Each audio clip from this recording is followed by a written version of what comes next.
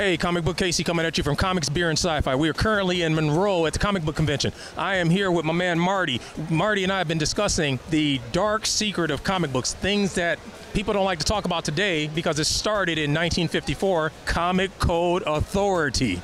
The Comics Code Authority was brought into being due to Senate subcommittee hearings, which were talking about regulating comic books and keeping them out of the hands of children. The company that suffered the most from that was EC Comics, which was published by Bill Gaines. But church groups also started taking it upon themselves to do public burnings of some of these books. And then in the 1960s, guys like Robert Crumb started publishing Zap Comics, which were undergrounds.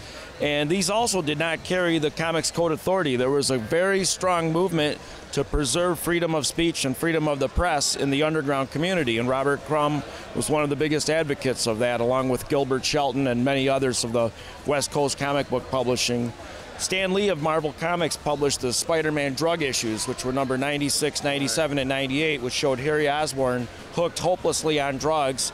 And those books did not carry the Comics Code approval stamp, but it also changed what was allowed to be published in a comic book, because DC followed the following year with the Green Arrow story where Speedy was hooked on drugs. Those were code approved.